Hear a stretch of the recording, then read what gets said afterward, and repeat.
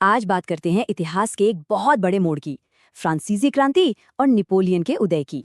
अजीब बात है, एक राजा से आजादी की लड़ाई नहीं, एक सम्राट का रास्ता बना दिया।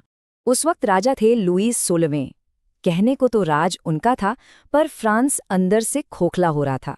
इस सिस्टम को कहते थे सामंतवाद, मतलब सारी ताकत जमींदारों के पास थी और किसान बस उनके रहमो करम पर थे। तो क्रांति के 3 बड़े कारण थे: समाज का बंटवारा, खाली खजाना और लोगों में फैलते नए आइडियाज।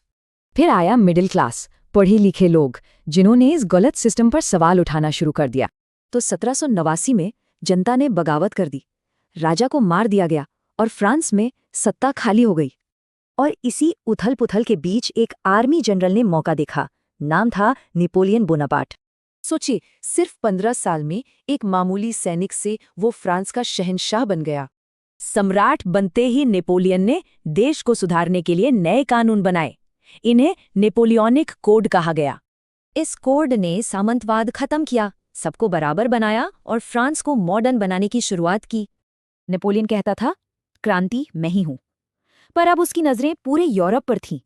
उसका नया सपना था पूरे यूरोप को जीतना, और यहीं से शुरू हुई असली जंग। जब एक ताकतवर देश दूसरों पर कब्जा करता है तो उसे साम्राज्यवाद कहते हैं। नेपोलियन यही कर रहा था। तो देखिए, सामंतवाद देश के अंदर का कंट्रोल था और साम्राज्यवाद मतलब देश के बाहर जाके कब्जा करना। अब नेपोलियन को रोकने के लिए यूरोप के बड़े बड़े देश एक साथ आ गए। मकसद एक ही था। साल था 1815। वाटरलू की लड़ाई में नेपोलियन की आखिरी और सबसे बड़ी हार हुई। हार के बाद उसे एक सुनसान द्वीप पर कैद कर दिया गया। वहीं 1821 में उसकी मौत हो गई। लेकिन नेपोलियन की कहानी यहीं खत्म नहीं होती।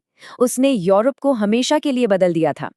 तो सवाल ये उठता है कि नेपोलियन एक हीरो था या विलन। इस पर आज भी बहस होती है।